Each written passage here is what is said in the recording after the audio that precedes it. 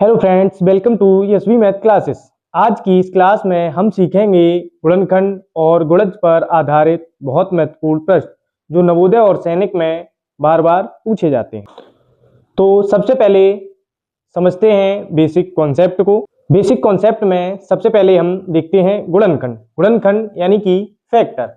Factor क्या होते हैं? जो किसी संख्या को पूरा पूरा डिवाइड कर दे, यानी जो दी हुई संख्या है उसे पूरा पूरा डिवाइड कर दे, पूरी तरह से डिवाइड कर दे, तो वो होते हैं हमारे गुणनखंड, फैक्टर।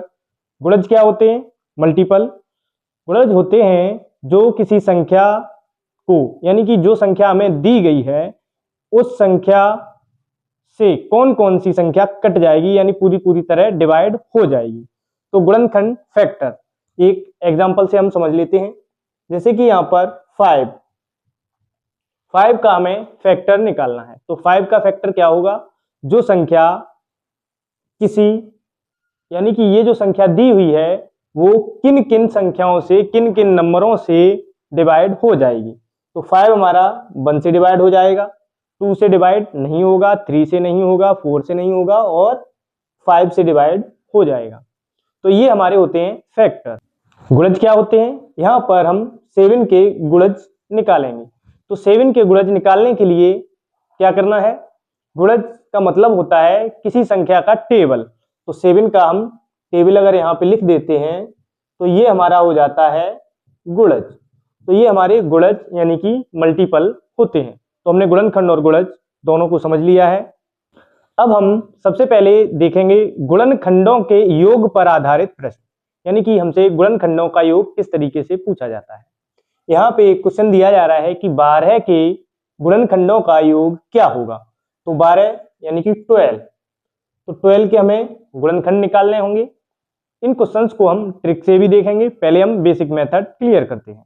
तो 12 के जो गुणनखंड होंगे वो होंगे 1, यानी कि 12 जो है वो 1 से भी डिवाइड हो जाएगा, 2 से डिवाइड हो जाएगा, 3 से, 4, 6, 7, 8 से नहीं होगा, 9, 10, फिर सीधा 12 से डिवाइड हो जाएगा। तो ये हमें 12 के फैक्टर यानी गुणनखंड निकाल लिए हैं। अब हम इन्हें योग करेंगे, क्योंकि हमसे क्या पूछा गया है? योग पूछा गया है। तो योग कैसे होगा? तो 1 + 2 + 3 + 4 + 6 + 12, तो इन सभी को हमें क्या करना है? जोड़ना है। तो 2 और 1 3, 3 3 6, 6 और 4 10, 10 और 6 16, 16 में 10 बढ़ाओगे तो 26, 26 में 2 और बढ़ा दोगे तो क्या आ जाएगा? 28। तो ये हमारा गुणनखंडों का योग निकल कर आ गया है, यानी 12 के गुणनखंडों का जो योग है वो है 28। तो ये हमने गुणनखंडों का योग सीखा है, ये बेसिक कॉन्सेप्ट है, ट्रिक भी आपको बताएंगे।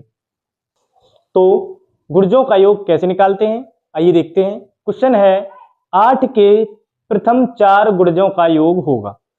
8 के प्रथम 4 गुणजों का योग होगा। तो 8 के हमें 4 गुणज लेने हैं। गुणज क्या होते हैं?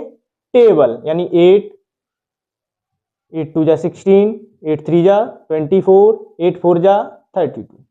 तो ये हमारे क्या हो गए? गुणज हो गए। अब गुणज को जब हम जोड़ते हैं तो कैसे जोड़ेंगे? 8 + 16 + 24 + 32। अब हमने यहाँ पर गुणजों को जोड़ा। तो जब गुणजों को जोड़ेंगे तो हमें क्या करना चाहिए? जब हम जोड़ करते हैं तो हमें ये देखना चाहिए कौन कौन सी संख्याएं 0 बना रही हैं। तो 24 में 6 ऐड करोगे तो 30 हो जाएगा, और 30 10 और हो गया यहाँ पर, तो ये हो गया 40। तो इन दोनों से हमारा 40 बन गया, और 32 और 8 और ऐड कर लिया तो ये भी 40 बन गया। तो 40 और 40 क्या हो गया? 80। तो ये हमने जल्दी से जल्दी इनका ऐड भी करना सीख लिया और हमने गुणजों का योग निकाल लिया। ये तो हमारा बेसिक कॉन्सेप्ट था, हमने सिर्फ ऐड करने की ट्रिक को देखा। तो आइए अब हम शुरू करते हैं क्वेश्चन को। बेसिक टू एडवांस क्वेश्चन तक चलेंगे। जो क्वेश्चन आपको सरल लगते हैं वो आपको बेसिक कॉन्सेप्ट सिखाएंगे और फिर धीरे धीरे बढ़ते हुए कठिन क्वेश्चन की ओर जाएंगे। तो कुछ क्वेश्चन यहाँ पे लगाते हैं।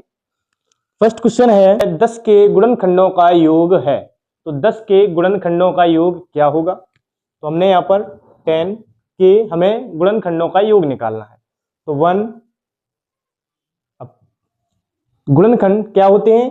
या आगे जो डिजिट दिया है, अंक दिया है, उस अंक को कौन कौन से अंक काट सकते हैं, किस किस के टेबल में ये 10 आता है, ये हमें यहाँ पे देखना है।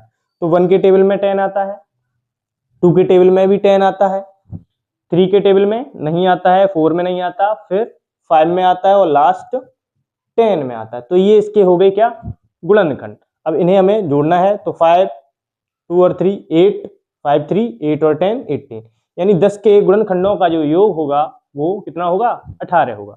तो ये हमारा बेसिक क्वेश्चन था। बेसिक क्वेश्चन से हम कॉन्सेप्ट को क्लियर करते हैं। नेक्स्ट क्वेश्चन है 5 के पहले 6 गुणजों का योग। नेक्स्ट क्वेश्चन है 5 के पहले 6 गुणजों का योग क्या होगा। तो 5 के पहले 6 गुणज, तो गुणज क्या होते हैं, गुणज होते हैं हमारे मल्टीपल टेबल, यानी टेबल होता है एक तरीके का। तो 5 के हमें 6 गुणज लिखने हैं, तो 5 बन जा 5, 5 2 जा 10, 15 20 25 और ये 30, 1 2 3 4 5 6। तो 5 के 6 गुणज हमने निकाल लिए। अब इनका योग करना है। तो योग को हम दो तरीके से कर सकते हैं, एक बेसिक से और दूसरा ट्रिक से।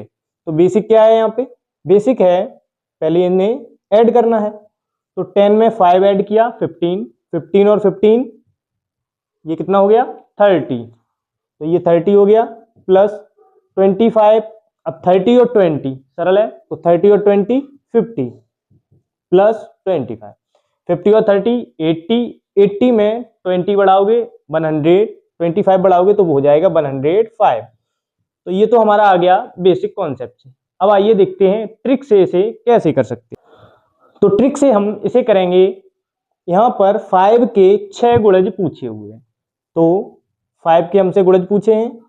अब 6 गुणज यानी कि हमें क्या करना है, 1 + 2 + 3 + 4 + 5 + 6, ये हमें एक बार देख लेना है, फिर हमें इसे लिखने की जरूरत नहीं पड़ेगी, हम इसे ऐसे ही कर सकते हैं। तो 1 से 6 यानी 6 गुणज हैं, हम आपको समझाने के लिए लिख रहे हैं, नहीं तो ट्रिक और आसान है। तो ये 6 तक हमने अंक लिख लिए। अब ये 6 तक अंक हैं जो वो प्राकृतिक संख्याओं का योग बनना है। तो प्राकृतिक संख्याओं का जो योग होता है वो होता है n + 1/2। ये हमने आपको प्राकृतिक संख्याओं के योग में सिखाया हुआ है, ट्रिक में भी तब बताया था। अब फिर से एक बार ट्रिक को रिपीट कर लेते हैं। तो अब प्राकृतिक संख्याओं का योग क्या होता है, n + 1/2। तो n कितने हैं, 6 है, n हमारा है 6, संख्याएं कितनी है 6 है, मल्टीप्लाई किससे करेंगे, एक संख्या आगे बढ़ाकर, यानी कि 7 से, और डिवाइड कर देंगे 2 से। तो 2 3 जा 6, 7 3 जा, अब यहाँ पे सिर्फ 3 बचा है, यहाँ 7, तो 7 3 जा 21, और ये 5 हमारा मल्टीप्लाई में चल रहा था, तो 21 से जब 5 को मल्टीप्लाई करोगे तो आएगा 105। तो इस तरीके से हम ट्रिक से इसे कर सकते हैं। तो गुणजों की संख्या जो है वो हम ट्रिक से भी निकाल सकते हैं। तो ट्रिक से हमने करना सीख लिया है, हमने गुणनखंड, उनके योग, गुणज और उनके योग प्लस ट्रिक को भी सीखा। और नवोदय और सैनिक के लिए ऐसे ही वीडियो लेवल वाइज क्वेश्चंस को देखते रहने के लिए सब्सक्राइब भी कर लें, जिससे आपको क्वेश्चन मिलते रहें। धन्यवाद।